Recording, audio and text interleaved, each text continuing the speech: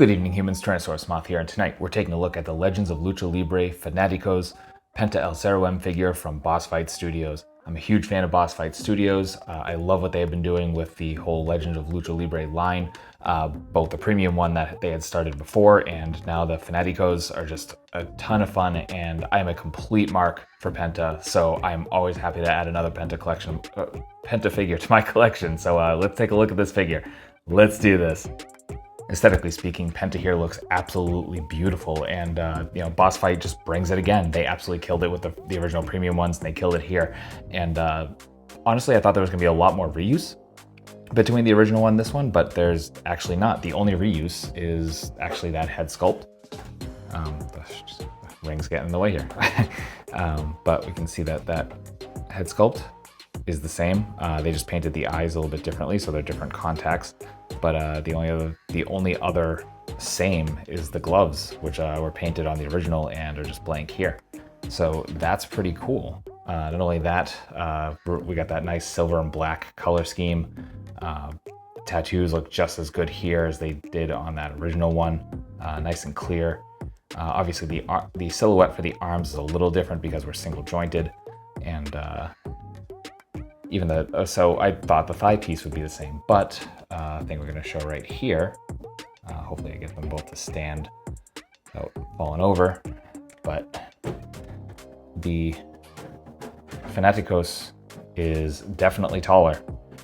So it's going to scale a little bit better with most of your other wrestling figures. We'll look at that a little bit later, but as you can see, the Fanaticos is definitely taller. So I imagine those thigh pieces are probably a little bit longer here, as well as obviously the shins, which are completely new sculpt. So you can see really nice looking piece too. So you can see all those details all the way down to the bottom part of the boot. I love the white soles. They really pop on with the black and white color scheme. We even get the texture on the sole itself. We can see that the belt piece is completely different as well, where on the original one it's kind of more the flat cut, and then we get his more angled cut here on both sides. So really cool. The silver is just beautiful. The Lucha Brothers design here on the shirt, just super clean. The only weird thing I think going on here is the sternum seems to be a little deep.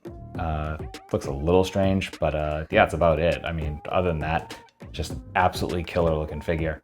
Despite some limitations, the articulation here is still super fun, and that's really a testament to the engineering and the routes they took to make this the more affordable kind of subline for the Legends of Lucha Libre.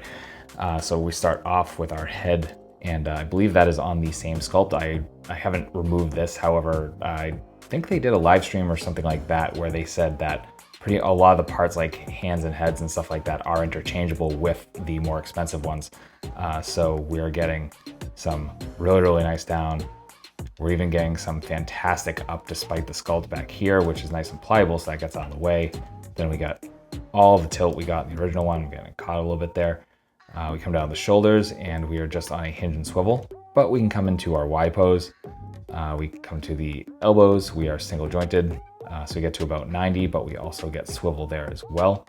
We come to the wrists and we have hinge and swivel. Everything's actually, the first time I think I've ever said this is that they are all vertical, no horizontal, which is crazy. And then we come to the waist, and there's a ball joint here. You can kind of see it a little bit, so you can kind of see it come up there. And the reason you can see that is because you got really good crunch and really good back, despite there being nothing in the diaphragm. So that is really cool. Come down to the hips. We're on ball joints down there, coming into full splits. Absolutely beautiful. We even get thigh swivel because of that configuration. Like, they're literally just ball joints. So hopefully you can see right there. So that's really cool. We are single jointed at our knees. So we're coming to just about 90.